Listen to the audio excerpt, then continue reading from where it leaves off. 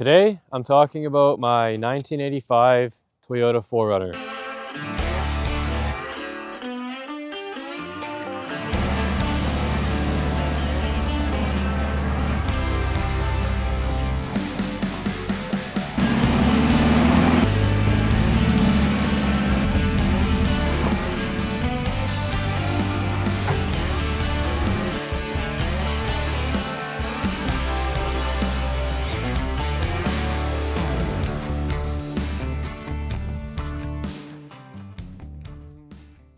So we'll start off in the front. I've got a trail gear, low profile front bumper with a Smitty built 9500 XRC winch with steel cable.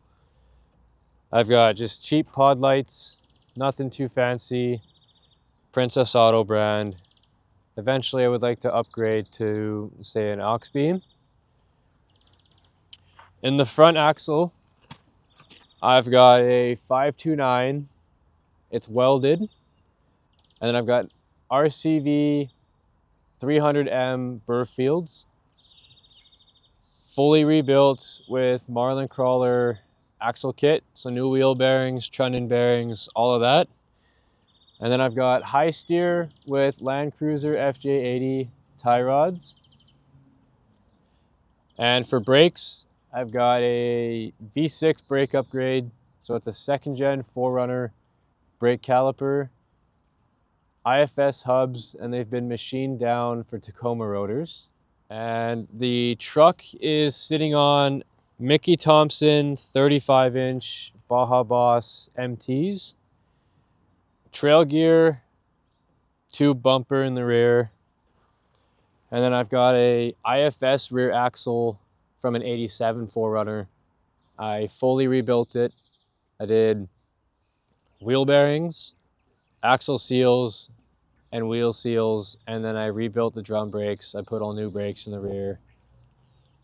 It has got trail gear 5-inch leaf springs with Bilstein shocks, and I've got Bilstein shocks in the front as well. It's also a 529 third member with a lunchbox locker. And I think that's it for the rear. Just very basic, bare bones, but it works very well. I'm very happy with it. So we'll talk about the paint in the body. So I've got new front fenders. These are the original doors. This is a different hood, and then I've got a different tailgate on the truck as well.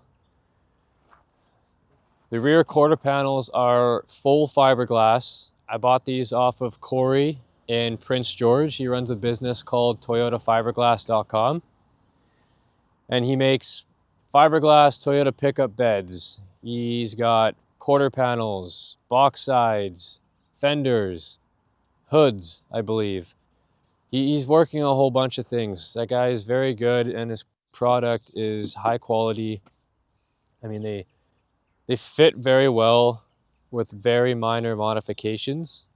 And the body lines, they line up very good too. I'm very happy with that. So what I had done, the truck had holes in the front floor pans.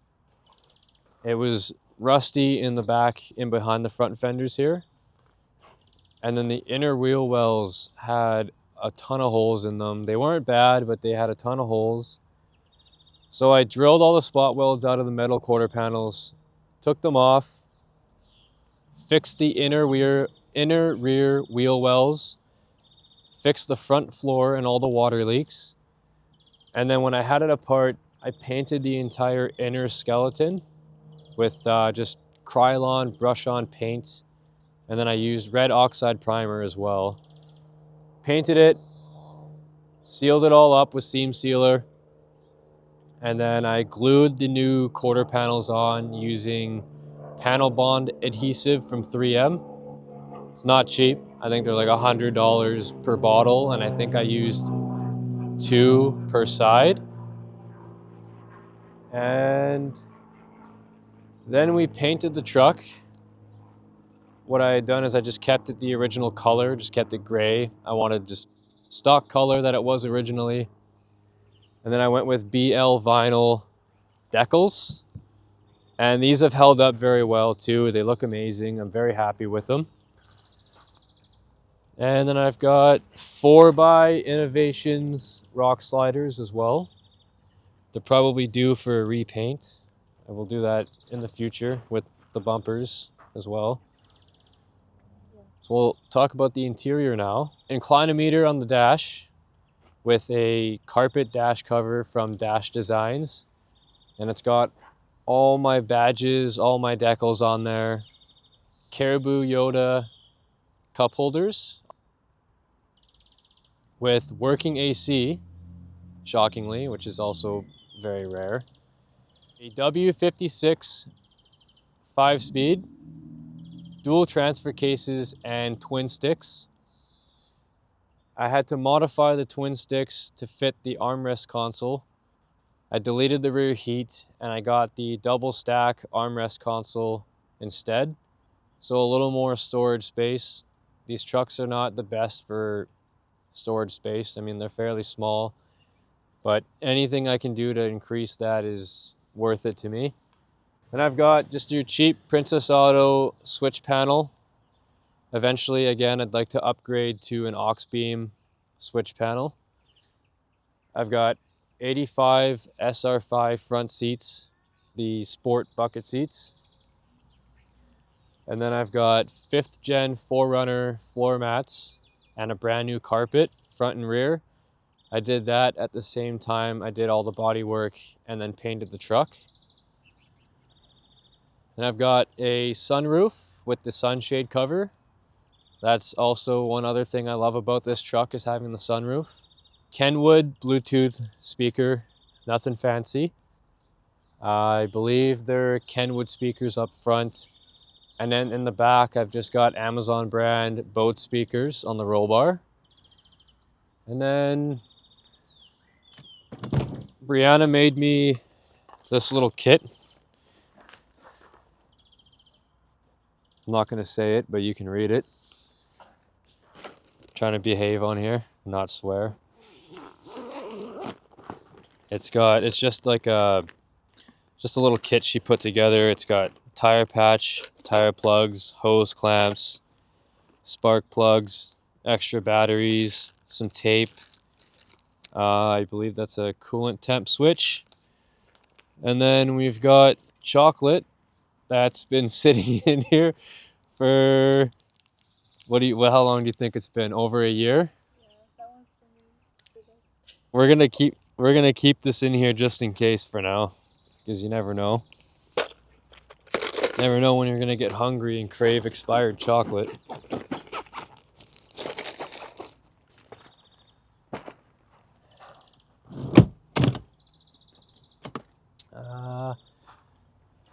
Got a bright LED dome light and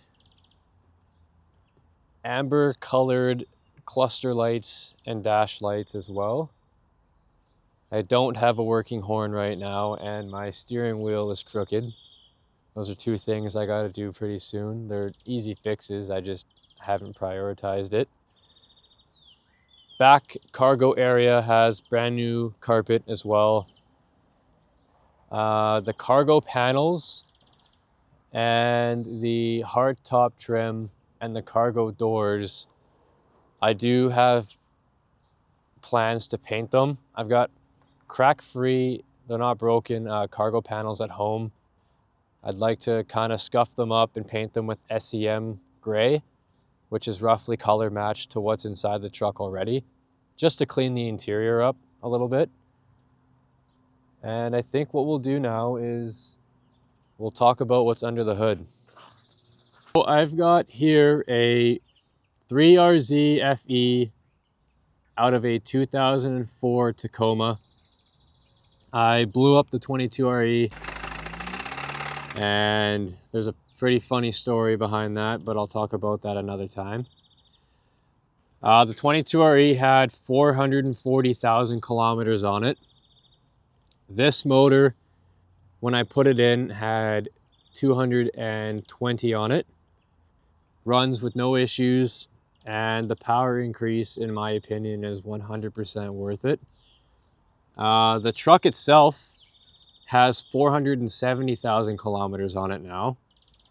And then my W56 transmission, I rebuilt that and tore that apart about a year and a bit ago. First time ever rebuilding a transmission, and it's still working. I've got 20,000 kilometers put on it since I rebuilt it. But anyways, for the motor, I used Off-Road Solutions swap harness. It was very straightforward. I think I only had to splice maybe 4 or 5 wires, and the rest of it was plug and play. You just give them your transmission type, your VIN number, a couple other things, and then they do all the hard work for you. I did LC engineering for everything motor related. So I've got an LCE engineering street timing kit. I've got all seals, all of their seals and gaskets. I resealed the entire motor, gaskets, everything. I've got a rear sump oil pan, and then I had the swap header. I had to build a cross member to go underneath the transmission and then come out on the stock side, which is the driver's side. I've got, what is it? A resonator, Vibrant Performance resonator. And then I've got a I've got a Flowmaster muffler. I forget the series, but it sounds good, and that's all I care about. Yeah, it's not much. It's a V6 dual diaphragm brake booster and the 1-inch V6 brake master cylinder as well. And then brake proportioning valve for the rear. I deleted the factory LSPV as well. And then I've got steel braided brake lines for all the brakes, and then the clutch line as well. I've got Off-Road Solutions high braided fuel line, all AN fittings, all new vacuum lines, new spark plug wires. And then what I did here is this is a first gen Tacoma airbox with just your toaster style air filter. So very easy, very simple. Brand new power steering pump. And this is the original radiator. So it's a 22RE radiator with the 22RE fan shroud. And then I've got the 22RE clutch and fan attached to the 3RZ. Very easy swap.